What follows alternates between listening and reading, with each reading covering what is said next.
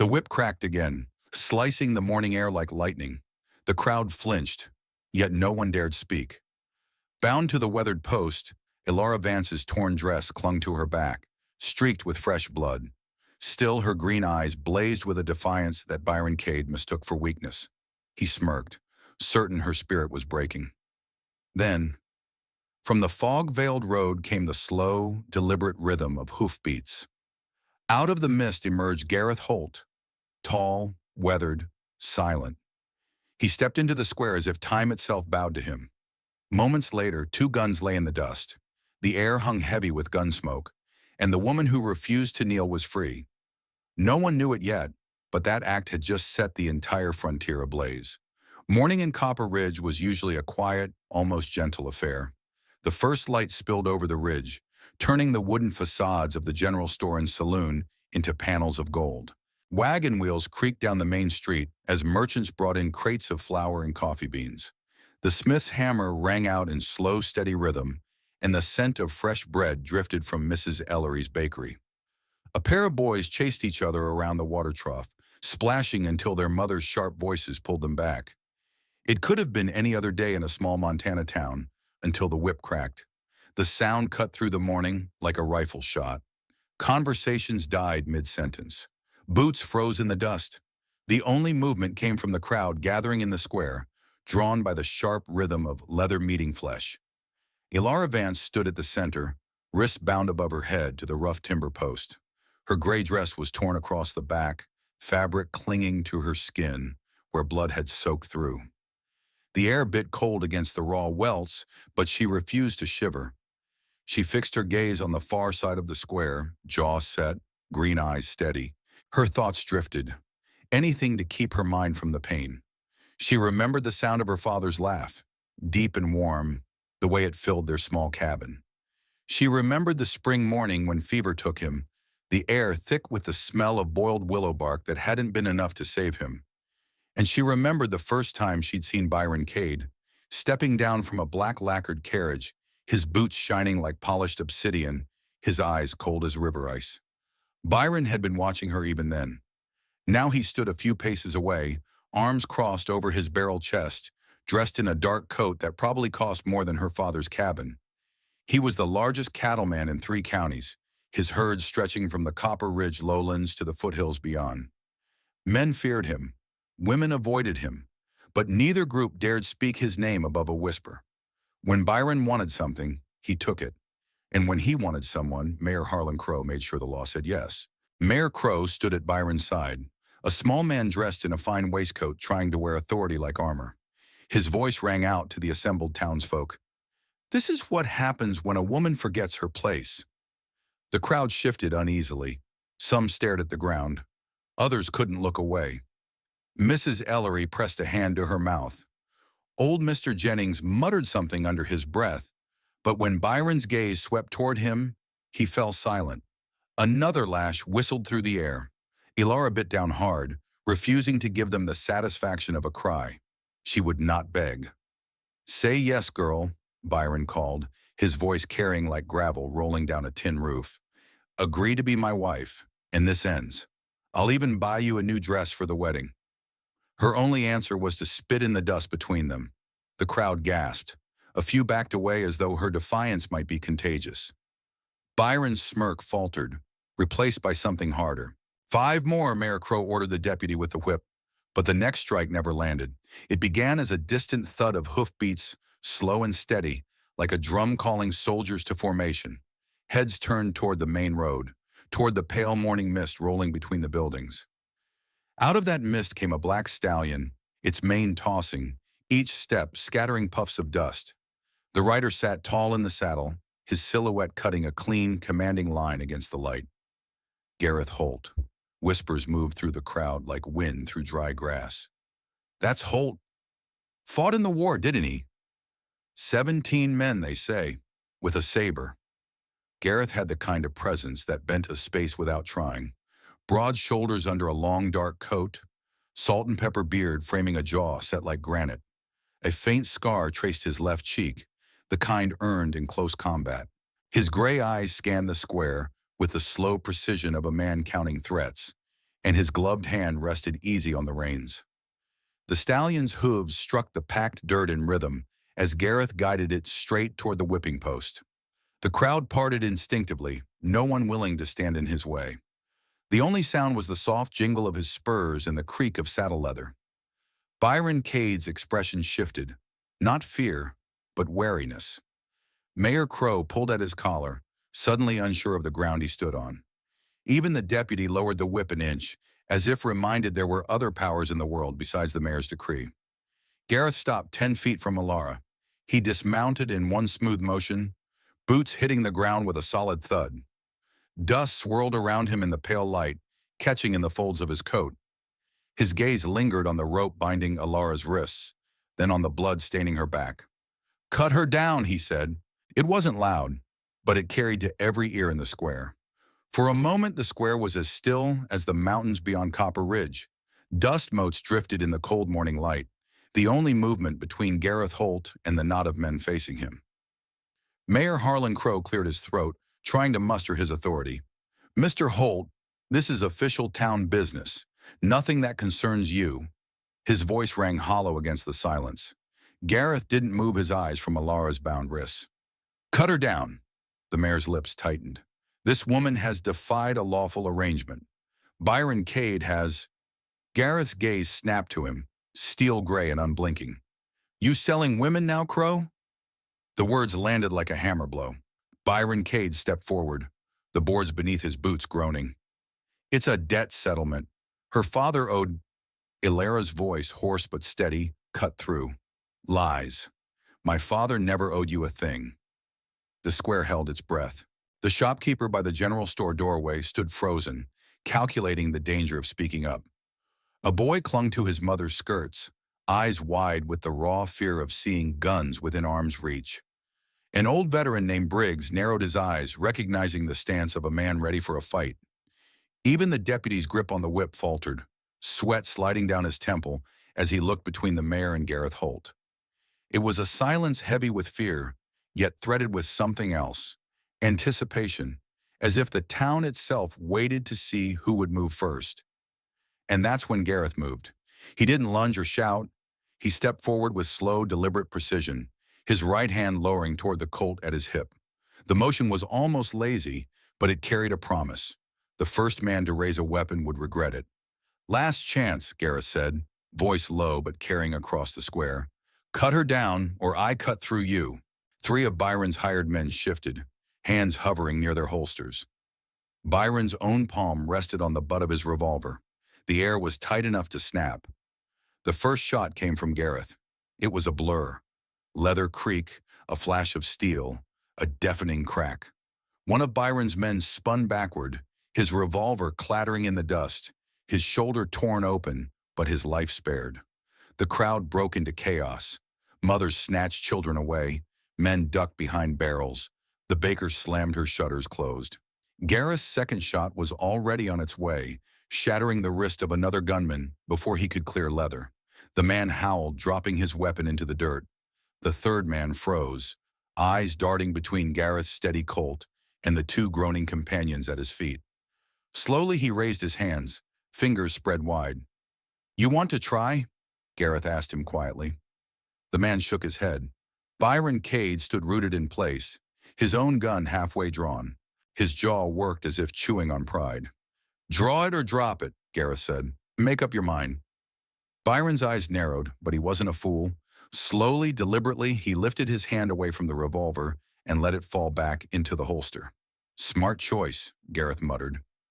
Only then did he step to the post, his knife flashing once to slice through the rope binding Alara's wrists. She collapsed forward, her legs too weak to hold her. Gareth caught her without thinking, one arm steady around her waist. "Easy," he murmured. "You're safe now." The word safe hit her like a blow she didn't expect. She was trembling, blood sticky on her back, her pride somewhere between relief and humiliation. Part of her wanted to shove him away, to prove she didn't need saving. But another part, a quieter, older part that remembered too many nights alone with the door barred, was grateful in a way that hurt. "I could have," she started, but the words caught. "I know." Gareth said simply, and that ended it. Around them, the square was still in shock. The shopkeeper peeked out from behind his display of flour sacks, silently relieved he'd kept his mouth shut. Briggs the veteran nodded once, almost to himself, as if confirming something long suspected.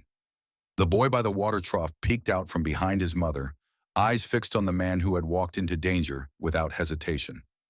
Byron's voice broke the silence. "You just made yourself a powerful enemy, Holt." Gareth guided Alara upright, his stance never quite losing that readiness to draw again.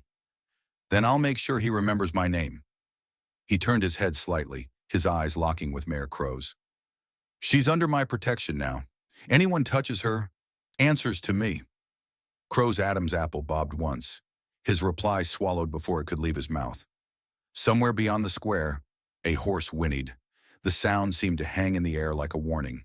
They slipped out through the narrow back alley behind Dr. Elias Ward's office, Gareth leading his black stallion while scanning every shadow.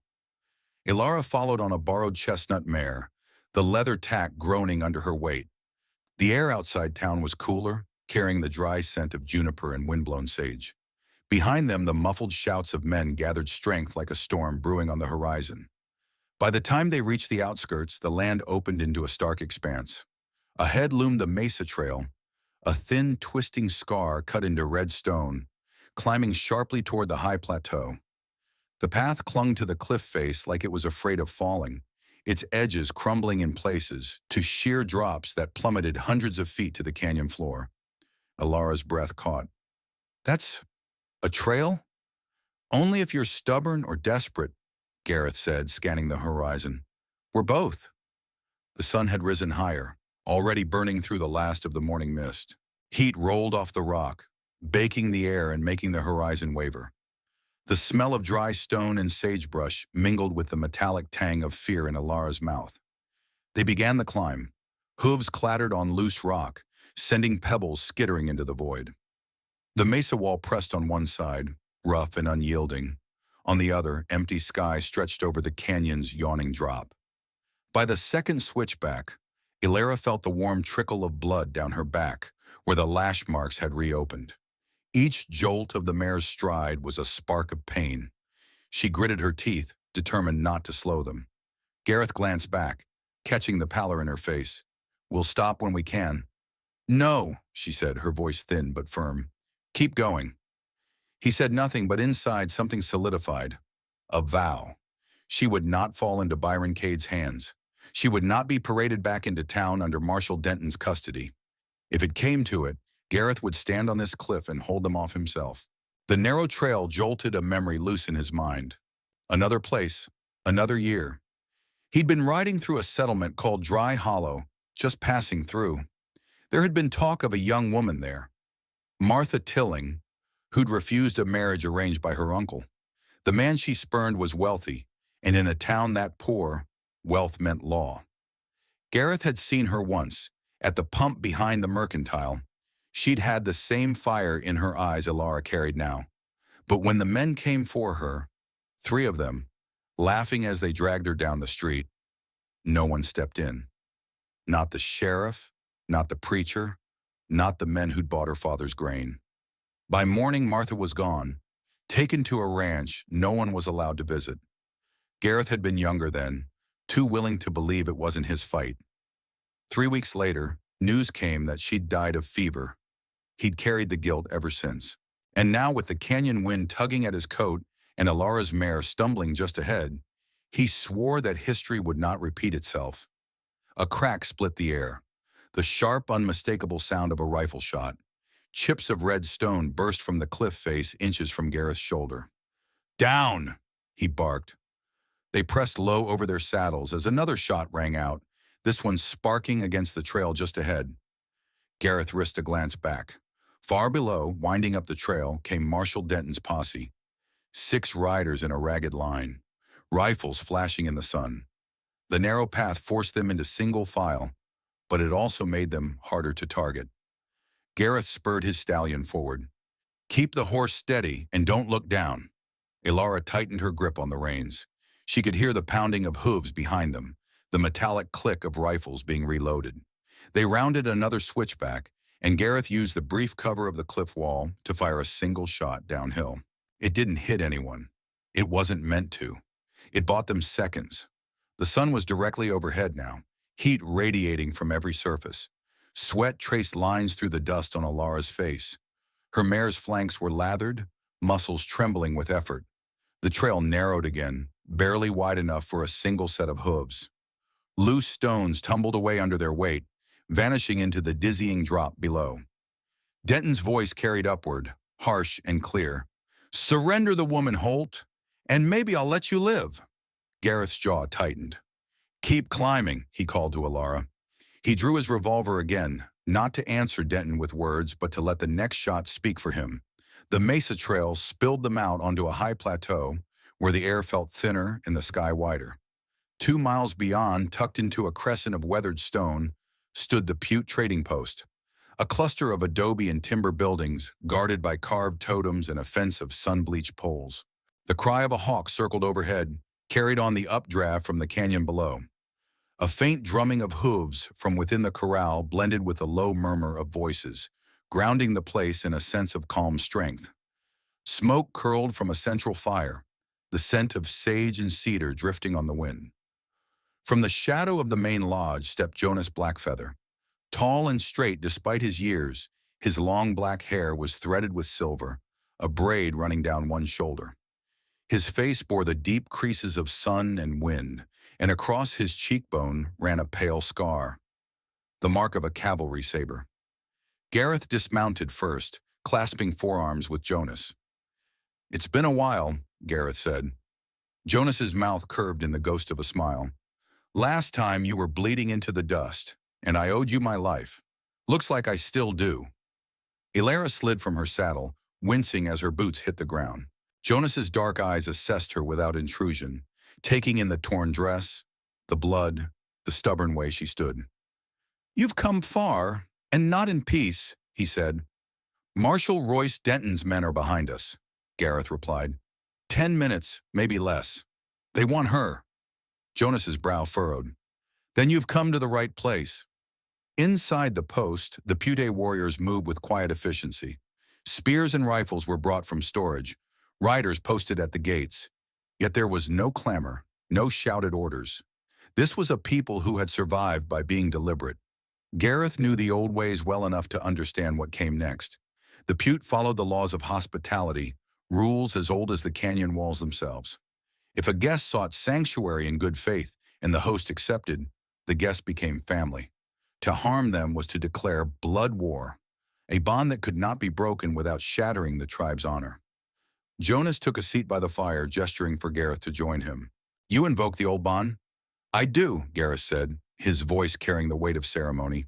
"For myself and for her." Jonas nodded once, sealing it. "Then she is under our roof, and our spears are her wall." The sound of hoofbeats broke the stillness, Marshal Denton's posse fanning out beyond the fence.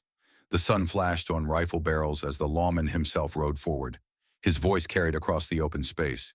"Gareth Holt, you're harboring a fugitive. Surrender the woman and walk away." Jonas rose slowly, hands resting lightly at his sides. "This is Butte ground," he called back. "Your badge has no weight here." Denton's lip curled. "My jurisdiction follows me wherever I go." Gareth stepped out beside Jonas. "That's not jurisdiction, Denton. That's arrogance." The marshal's eyes narrowed. "You've always had a mouth on you, Holt, but talking won't change the debt." Gareth reached into his coat and pulled out a small leather pouch. He tossed it into the dust at Denton's horse's hooves. It landed with a heavy metallic thud. "Gold! More than the debt was ever worth. Take it and ride." Denton's gaze dropped to the pouch, then back up. "You think this settles anything?" "It settles enough for today," Gareth said. His tone was calm, but the edge beneath it promised that pushing further would be costly. Behind the fence, Butte rifles were already leveled. Not hastily, but with the patient stillness of hunters waiting for the perfect shot. Denton felt it. He was a bully, not a fool. He leaned in his saddle, spitting into the dust. "This isn't over." "It rarely is," Gareth replied. The posse wheeled their horses, retreating into the shimmering heat. The dust of their passing hung in the air long after they were gone. Inside the post, the tension eased. Jonas looked at Gareth. One day you'll tell me why this woman matters enough to face down half the territory. Gareth glanced at Alara, who was standing near the fire, shoulders squared despite the pain. Because once I didn't step in, and I buried a woman because of it. Jonas studied him for a long moment, then nodded. Then you've learned the right lesson. Night fell over the Paiute trading post like a heavy blanket. The fire in the central pit burned low, casting long shadows against the adobe walls. Outside the fence, the desert was quiet except for the wind sifting through dry grass. Alara sat by the fire, her back to the warmth, staring into the darkness beyond the gate. The gold Gareth had thrown at Denton might have bought them a reprieve, but she knew it was temporary. Men like Byron Cade and Royce Denton didn't forget. Jonas Blackfeather had offered her sanctuary for as long as she wanted it. She could stay here, hidden among the Pute, vanish from Byron's reach entirely. It was tempting. Safety was tempting. But so was the idea of leaving. Taking the first wagon east or south, starting over somewhere Byron's name meant nothing. Yet the thought of going alone made her chest tighten. Gareth was across the fire, his coat draped over a bench, sharpening a knife in slow, steady strokes. His face was a map of shadows, the firelight catching in his gray eyes. She could feel the weight of his presence even when he said nothing. "Why?" she asked suddenly. He looked up. "Why what? Why did you help me? You didn't even know my name until today." The rasp of steel on whetstone stopped. For a long moment, he didn't answer. Then he set the knife down. "Because I've seen what happens when no one steps in," he said quietly. "I've seen it too many times. Years back, there was a girl in a place called Dry Hollow. She stood up to the wrong man. Folks looked away. I told myself it wasn't my fight." His gaze drifted to the fire, as if he could see the past in the flames. "She was dead within the month. I've carried that weight every day since. Today, maybe I put a little of it down." Ilara's throat tightened. "So I'm a chance at redemption?" "You're a person who deserves to be free," Gareth said simply, "and maybe I'm a man who's tired of seeing the strong prey on the weak." They sat in silence for a while, the fire popping softly between them. Finally, Alara said, "If I stay, it won't be as someone to be kept. I've worked every day of my life, and I don't intend to stop because I've got a man with a gun nearby." A faint smile tugged at the corner of Gareth's mouth. "I wouldn't have it any other way." "I mean it," she pressed. "If I stay, I work. I ride. I carry my own weight." "Then you'll fit right in at my place," Gareth said. "It's a long way from Copper Ridge. Hard land, but good land. Plenty to do, and no Byron Cade breathing down your neck." She looked at him then, really looked, at the scar on his cheek, the steady hands, the quiet way he spoke truth without softening it. He was offering her more than protection. He was offering her a place she could stand and be herself. "All right," she said finally. "I'll stay. For now." "Then we leave at first light," Gareth said. "And when we do, it won't be as protector and protected. It'll be as two people riding the same trail, watching each other's back." Gareth nodded, no triumph in his face, only a quiet acceptance. "We leave at first light." Later, when she lay in the small guest room Jonas had offered, Alara stared at the wooden ceiling and let the weight of the day settle over her. The road ahead would be dangerous. Byron and Denton would come again, maybe with more men, more law on their side. But for the first time in months, she didn't feel like she was standing alone. And somewhere beyond the wall, Gareth Holt sat under the stars, keeping watch. Not because she was fragile, but because she was worth fighting for.